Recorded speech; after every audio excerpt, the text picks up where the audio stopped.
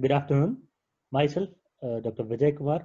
I'm a diabetologist from Tumkur. Hope you all doing well, especially in this time of crisis. I would like to thank all the citizens first, next our government, and the doctors, healthcare workers, all the other people who are helping our country to combat and fight the COVID. And being a novel medical issue, there are a lot of speculations, a lot of, I would say, fake news being spread regarding the connection of this infection, especially with the diabetes or any other condition. So, I am getting often a lot of calls from my patients, especially asking me, is it good for them to go out if they are having diabetes, or if they can take the medicines regularly, or they should talk the regular medications, so on and so forth. So I'm here today to discuss a few things about what to do for patients with diabetes, especially to combat or to control diabetes in this time of crisis. The first and foremost, we have always been saying that the primary control in diabetes is sugar. Whatever the secondary thing or other reason, the, our main target should be to control the blood sugar levels. And it is always advisable to self monitor the blood glucose at your home and accordingly adjust. If you are on insulin, titrate your insulin dose, or if you are on other drugs, you can always contact your doctor, especially at this time. You can contact via your video apps and or other applications. See, first and foremost, it is true that the people with diabetes and other comorbid conditions like asthma, heart failure, kidney problems, liver failure, or any other chronic illnesses, or people with cancer who are on chemotherapy or taking certain drugs, or people who are heavy smokers or addicted to alcohol, and people with the age above 65 years or 70 years, they have a very high risk of contacting not just the COVID virus, it could be any bacterial or viral infection. So they got to be a lot more cautious and more careful compared to other population. But this doesn't mean that you should panic.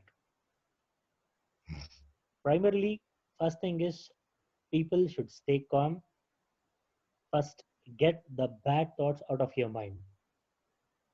And especially at this time of stress and anxiety, your blood sugar levels may go high because of the body's response to the anxiety. So I would like to add here that maintaining diabetes, that is especially sugar control, is beneficial for your immune system as well. Because if your sugar levels are under control, the immune system works well and it helps in better combating or fighting the infections. So please, again I repeat, don't panic. One more important step is you must continue to take your medicines as prescribed by your doctor, especially not to skip any medicines, stick to your diet, and monitor your blood sugars regularly. It is necessary that you keep a working and reliable blood glucose monitor at home and check your blood glucose regularly, and accordingly maintain take your calorie intake or insulin titration it could be. So, and one more thing, especially all of us are staying at home, the regular taking of snacks goes up. So at this time you should be very careful about what you are eating, how much you are eating, and when you are eating. So it's not that we all forget our diet, but especially since we are all bound to our home, we tend to eat a lot. So at this point I want to stress on upon one thing, that is, if you are eating too much snacks, better to have like a lot of things like water. It could be buttermilk, or it could be fresh cut vegetables or fruit salad with low calories, and try to drink as much as water as possible to maintain the proper hydration. And one more thing is, like, even if you are bound indoors, we should not skip our exercise. It doesn't mean that if the gyms are not open, I'm not able to go for jog or cycling, we should like restrict ourselves from physical activity. We can always do these things on our terrace, or you can do it in your home. We can like try to walk on your terrace, or you can use other instruments which possibly you might be having at your home. So it is very important for you to maintain your physical activity, that is at least 30 minutes or 45 minutes every single day. So it need not be a strenuous exercise. Just a simple walk would suffice.